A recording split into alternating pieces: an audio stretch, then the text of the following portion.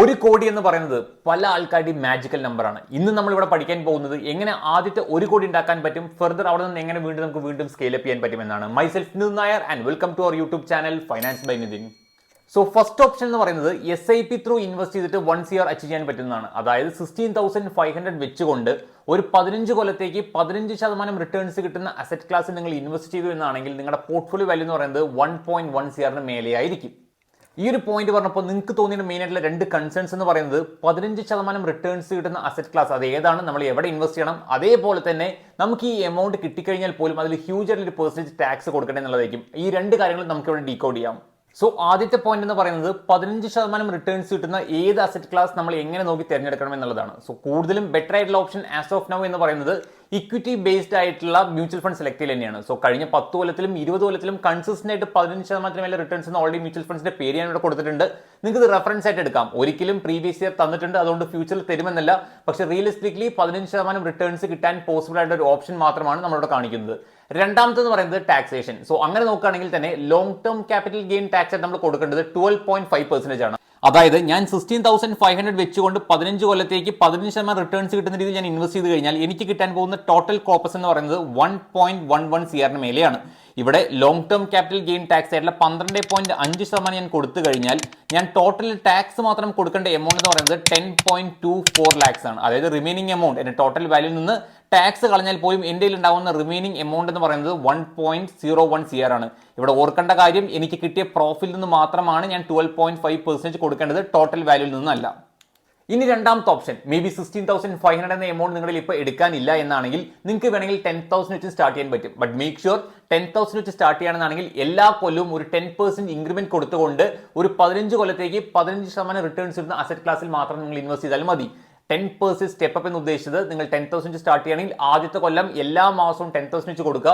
അത് കഴിഞ്ഞ് രണ്ടാമത്തെ കൊല്ലത്തേക്ക് പോകുമ്പോൾ 11,000 ആക്കാൻ നോക്കുക. അതായത് പ്രീവിയസ് ഇയർ അടച്ചുകൊണ്ടിരുന്ന എമൗണ്ട് എത്രയാണോ അതിന്റെ ഒരു 10% വെച്ച് എല്ലാ കൊല്ലവും ഇൻക്രിമെന്റ് വരുത്തും തോറും നിങ്ങളെ കൊണ്ട് ഇതേ പ്രോസസ്സ് തന്നെ 10,000 വെച്ച് സ്റ്റാർട്ട് ചെയ്തുകൊണ്ട് പോലും നിങ്ങളെ കൊണ്ട് 15 ഇയേഴ്സിൽ 1 CR മേലെ അച്ചീവ് ചെയ്യാൻ പറ്റും തന്നെയാണ്. ഇനി ഇവിടെ കുറച്ച് ഇൻട്രസ്റ്റിംഗ് ആയിട്ടുള്ള നമ്പേഴ്സ് ഞാൻ പറയാൻ പോവാണ്. നമ്മൾ ഇത്രയും നേരം സംസാരിച്ചു 15 കൊല്ലം ഇൻവെസ്റ്റ് ചെയ്ത് കഴിഞ്ഞാൽ നമ്മളെ കൊണ്ട് ഫസ്റ്റ് 1 CR ഉണ്ടാക്കാൻ പറ്റുമെന്നുള്ളതാണ്. സോ ഇവിടെ SIP കാൽക്കുലേറ്ററിൽ ഞാൻ ഈ 15 കൊല്ലത്തിന് പകരം ചെറുതായിട്ട് നമ്പർ ഒന്ന് മാറ്റി 19 കൊല്ലം ആക്കുകയാണ്. ഒന്ന് നോക്കി, മോർ ദാൻ 2 CR വന്നു. അതായത് ആദ്യത്തെ 1 കോടി ഉണ്ടാക്കാൻ നമ്മളെ കൊണ്ട് 15 കൊല്ലം എടുത്തു. അടുത്ത 1 കോടി ഉണ്ടാക്കാൻ വെറും 3-4 കൊല്ലം മാത്രം മതി. അത് എന്തുകൊണ്ടാണെന്ന് അറിയാമോ? വേറൊന്നല്ല, power of compounding, compound interest.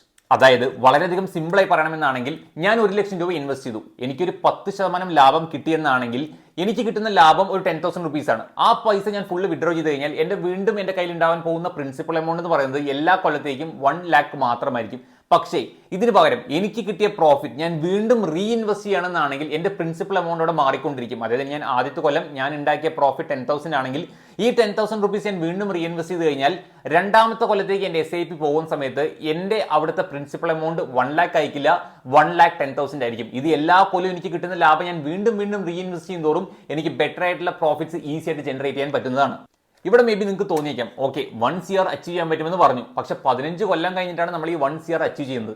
15 കൊല്ലം കഴിഞ്ഞാൽ ഇപ്പോഴത്തെ 1 CRന്റെ വാല്യൂ ഉണ്ടാവോ അപ്പോൾ എന്ന് നിങ്ങൾക്ക് എന്തായാലും ഡൗട്ട് തോന്നിയിട്ടുണ്ടാവും. കറക്റ്റ് അല്ലേ?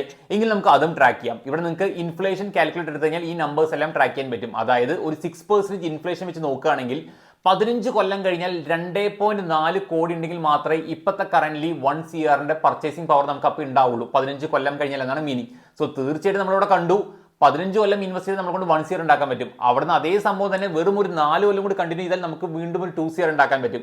അവിടെ നിന്ന് ഒരു 3 years കണ്ടിന്യൂ ചെയ്താൽ പോലും നമുക്ക് 3 CR ഉണ്ടാക്കാനും പറ്റും. സോ ഈ ഫസ്റ്റ് 1 CR അച്ചീവ് ചെയ്യാൻ മാത്രമാണ് ഇത്രത്തോളം ബുദ്ധിമുട്ടുള്ളത്. നിങ്ങൾ വളരെയധികം ഡിസിപ്ലിൻഡ് ആയിട്ടും ഓർഗനൈസ്ഡ് ആയിട്ടും കണ്ടിന്യൂസ് ആയിട്ട് നിങ്ങൾ ഇൻവെസ്റ്റ് ചെയ്തു എന്നാണെങ്കിൽ നിങ്ങളെ കൊണ്ട് ഈ 1 CRന് ശേഷം 2 CRും 3 CRും 5 CR നിങ്ങളോട് ഈസി ആയിട്ട് അച്ചീവ് ചെയ്യാൻ പറ്റുന്നത് മാത്രമേ ഉള്ളൂ. സോ തീർച്ചയായിട്ടും നിങ്ങൾ പൈസ എവിടെയെങ്കിലും ബെറ്റർ ആയിട്ടുള്ള സ്ഥലത്ത് ഇൻവെസ്റ്റ് ചെയ്ത് ബെറ്റർ ആയിട്ടുള്ള റിട്ടേൺസ് എടുക്കാൻ നോക്കുക. FDI വെക്കുകയോ അല്ലെങ്കിൽ വേറെ എവിടെയെങ്കിലും പൈസ സേവ് ചെയ്ത് വെച്ചാൽ ഒരിക്കലും പൈസ വളരില്ല. സോ തീർച്ചയായിട്ടും ഇൻവെസ്റ്റ് ചെയ്യുക, അതിന്റെ പർച്ചേസിംഗ് പവർ കൂട്ടുക, ബെറ്റർ ആയിട്ടുള്ള റിട്ടേൺസ് എടുക്കാൻ നോക്കുക. Stay invested. ഇതുപോലെ ഇൻഫോർമേറ്റീവ് വീഡിയോസിന് വേണ്ടി follow my page, like and share it with your friends.